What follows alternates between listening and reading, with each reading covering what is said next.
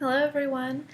We are going to read chapter 2 in The Mouse and the Motorcycle. Now there are after-class activities that go with each chapter in each section, so make sure that you take a look at those so that you know what you need to be doing while reading this book. Okay? So let's take a look at chapter 2. Chapter 2 is titled The Motorcycle. Okay. Except for one terrifying moment when the boy had poked his finger through the mouse hole. A hungry young mouse named Ralph eagerly watched everything that went on in room 215. At first, he was disappointed at the size of the boy who was to occupy the room. A little child, preferably 2 or even 3 children, would have been better. Little, messy children were always considerate about leaving crumbs on the carpet. Oh well, at least these people did not have a dog. If there was one thing Ralph disliked, it was a Snoopy dog. Next, Ralph felt hopeful.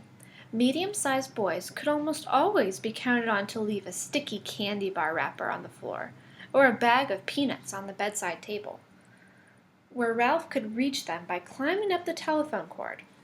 With a boy this size, the food, though not apt to be plentiful, was almost sure to be good quality. The third emotion felt by Ralph was joy when the boy laid the apple core by the telephone.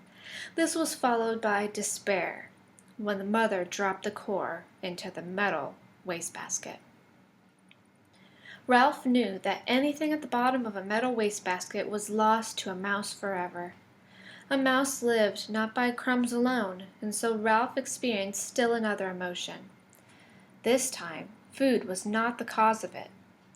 Ralph was eager, excited, curious, and impatient all at once. The emotion was so strong it made him forget his empty stomach. It was caused by those little cars, especially that motorcycle. And the poop sound the boy made. That sound seemed to satisfy something within Ralph, as if he had been waiting all his life to hear it. The went the boy. To the mouse the sound spoke of highways and speed, of distance and danger, and whiskers blowing back by the wind.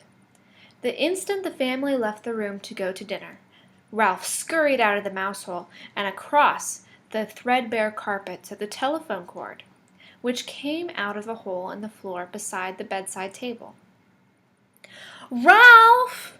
scolded his mother from the mouse hole. "You stay away from that telephone cord." Ralph's mother was a great warrior. Worrier, not warrior. She was a worrier.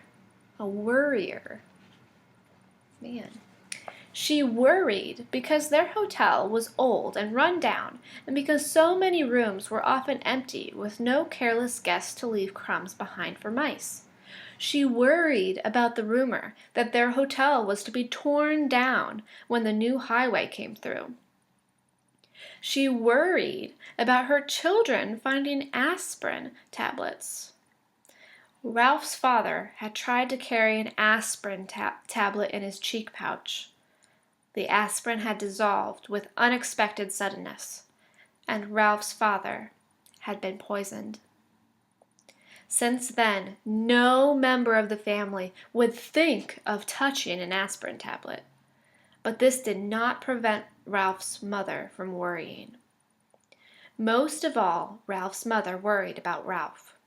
She worried because he was a reckless mouse who stayed out late in the daytime when he should have been home safe in bed. She worried when Ralph climbed the curtain to sit on the windowsill to watch the chipmunk in the pine tree outside and the cars in the parking lot below. She worried because Ralph wanted to go exploring down the hall instead of traveling under the floorboards like a sensible mouse. Heaven only knew what dangers he might meet in the hall. Maids. bellboys, perhaps even cats. Oh my. Or what was worse, vacuum cleaners. Ralph's mother had a horror of vacuum cleaners. So she was very afraid of vacuum cleaners.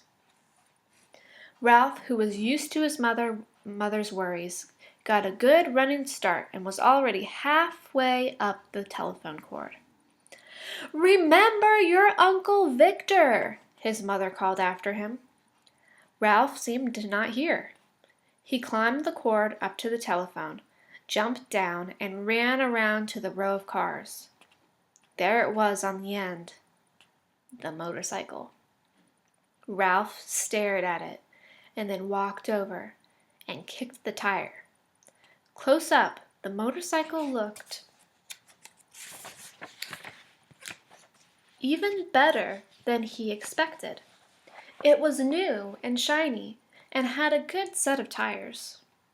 Ralph walked all the way around it, examining the pair of chromium mufflers and the engine and the hand clutch. It even had a little license plate, so it would be legal to ride it. "Boy," said Ralph to himself, his whiskers quivering with excitement. "Boy, oh boy." Remember reading that part? Feeling that this was an important moment in his life, he took hold of the hand grips. They felt good and solid beneath his paws. Yes, this motorcycle was a good machine, all right. He could tell by the feel. Ralph threw a leg over the motorcycle and sat jauntily on the plastic seat. He even bounced up and down. The seat was curved just right to fit a mouse. But how to start the motorcycle? Ralph did not know. Even if he did know how to start it, he could not do much riding up here on the bedside table. He considered pushing the motorcycle off onto the floor, but he did not want to risk damaging such a valuable machine. Ralph bounced up and down on the seat a couple more times and looked around for some way to start the motorcycle. He pulled at a lever or two, but nothing happened. Take a look at the picture. There's Ralph and the motorcycle. Then, a terrible thought spoiled his pleasure. This was only a toy. It would not run at all. Ralph, who had watched many children in room 215, had picked up a lot of information about toys. He had seen a boy from Cedar Rapids throw his model airplane on the floor because he could not make the plastic parts fit properly. A little girl had burst into tears and run sobbing to her mother when her doll's arm had come out of its socket. And then there was that nice boy, the potato chip nibbler, who stamped his foot because the batteries kept falling out of his car. But this toy could not be like all those other toys he had seen. It looked too perfect, with its wire spokes and its wheels and its pair of shiny chromium exhaust pipes. It would not be right if it did not run. It would not be fair. A motorcycle that looked as real as this one had to run. The secret of making it run must be perfectly simple if only Ralph had someone to show him what it was. Ralph was not satisfied just sitting on the motorcycle. Ralph craved action. After all, what was a motorcycle for if it wasn't for action? Who needed motorcycle riding lessons? Not Ralph. He tried pushing himself along with his feet. This was not nearly fast enough, but it was better than nothing. He moved his feet faster along the tabletop and then lifted them up while he coasted.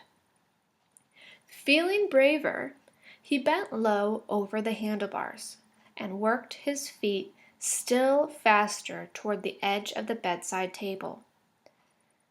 When he worked up a little speed, he would coast around the corner.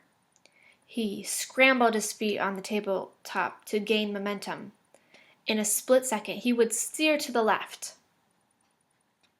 At that moment, the bell on the telephone rang half a ring, so close that it seemed to pierce the middle of Ralph's bones. It rang just that half a ring, as if the girl at the switchboard realized she had rung the wrong room and had jerked out the cord before the ring was finished. That half a ring was enough. It shattered Ralph's nerves and terrified him so that he forgot all about steering. It jumbled his thoughts until he forgot to drag his heels for brakes. He was so terrified, he let go of the hand grips. The momentum of the motorcycle carried him forward over the edge of the table. Down, down through the space tumbled Ralph with his motorcycle. He tried to straighten out, to turn the fall into a leap, but the motorcycle got in his way. He grabbed in vain at the air with both paws. There was nothing to clutch, nothing to save him, only the empty air. For a fleeting instant, he thought of his poor old Uncle Victor. That was the instant the motorcycle landed with a crash in the metal basket. Ralph fell in a heap beside the motorcycle and lay still. Okay, that was chapter 2. I think I'm going to split up the videos for each chapter, one video at a time. I decided to do that. So chapter 3, you guys need to check it out tomorrow, if you can wait that long. Bye, guys.